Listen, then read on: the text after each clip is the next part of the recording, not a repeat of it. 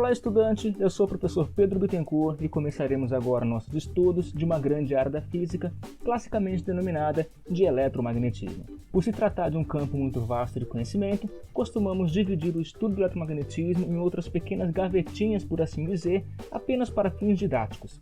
Inicialmente, temos a chamada eletrostática, cujo maior objetivo é compreender a ideia de carga elétrica, estudando como que corpos eletrizados interagem entre si, bem como definindo melhor um modelo adequado para a estrutura da matéria. Após tratar esses assuntos, costumamos passar para a eletrodinâmica, que, como o próprio nome dá a entender, lida com a ideia de cargas elétricas em movimento. Esse costuma ser o tópico que traz maiores familiaridades para o aluno, porque lida com conceitos que a gente usa no cotidiano: corrente elétrica, resistência elétrica, energia elétrica e por aí vai.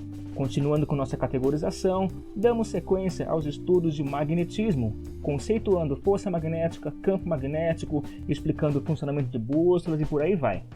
Pode parecer estranho colocar o magnetismo no mesmo armário, digamos, da eletricidade, mas mostraremos durante esse curso que ambos estão intimamente ligados e o que nos leva ao fechamento dessa categorização, a junção dos fenômenos elétricos e magnéticos no eletromagnetismo.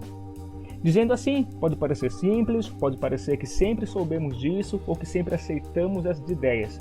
Porém, existe aí uma trajetória muito longa, desde os primeiros indícios de fenômenos elétricos, magnéticos, suas possíveis explicações e modelizações, até a reviravolta da descoberta que ambos são representações de diferentes fenômenos, mas que podem ser mutuamente gerados.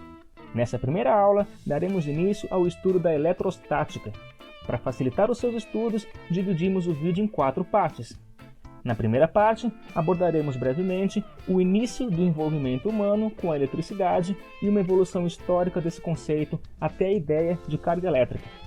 Continuaremos com um modelo para o átomo que nos permite estudar alguns fenômenos pouco complexos, o que é bem razoável para o ensino médio.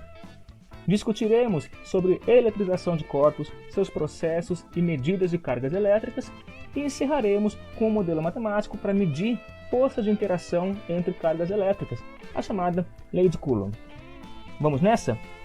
O termo eletricidade se origina de elétron, que em grego significa âmbar, uma espécie de resina proveniente da seiva de árvores solidificada ao longo de muito tempo.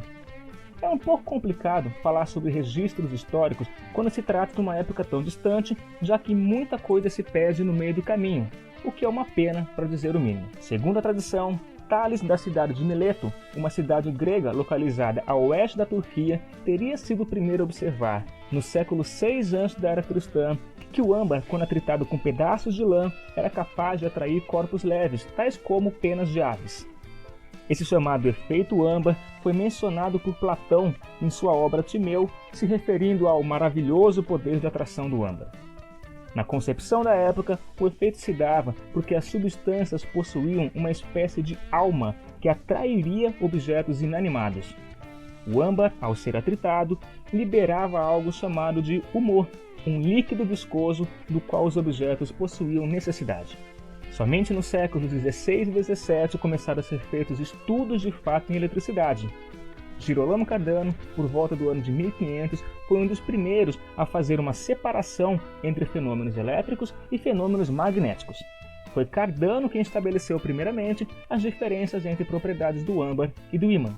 E nesse momento o estudante pode se perguntar: mas você não havia dito que eletricidade e magnetismo fazem parte de um mesmo conjunto?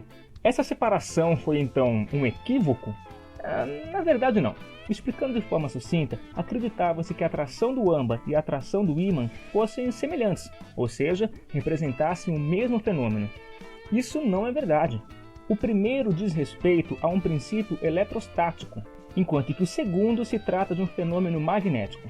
A junção no eletromagnetismo é algo um pouco mais delicado que trataremos em algumas aulas, e por enquanto é melhor deixar o verão para mais tarde. Outra grande contribuição foi feita pouco tempo depois por William Gilbert. Em seu livro The Magnet, publicado no ano de 1600, Gilbert também enfatizou as diferenças entre os efeitos do âmbar e do ímã. Não se sabe ao certo se conhecia ou não o trabalho de Cardano, já que esse não é citado na obra.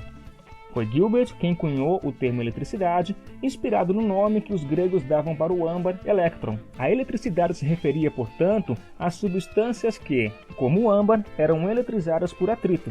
A essas substâncias deu o nome de elétricas.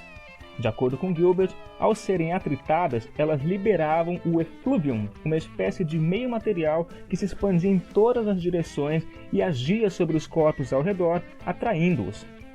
É interessante notar que havia, assim como sempre houve, de certa forma ainda há, uma necessidade humana em explicar fenômenos de ação à distância como interação entre os corpos através de um meio material. E quando estudarmos campo elétrico, voltaremos a analisar essa situação.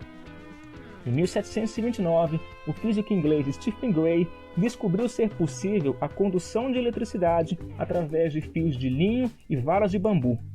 De acordo com as descobertas de Gray, era possível eletrizar um corpo colocando-o em contato, através de fios, com outro corpo que já havia sido previamente eletrizado.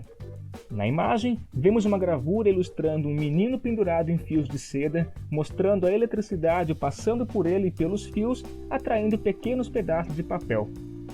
Gray também notou que alguns materiais eram bons em conduzir eletricidade, enquanto que outros não, surgindo aí as primeiras noções de materiais condutores e isolantes. Com essas observações de Gray, foi se consolidando cada vez mais a ideia da eletricidade como um fluido, algo que estivesse contido nos corpos e que era transferido de um para o outro através do contato.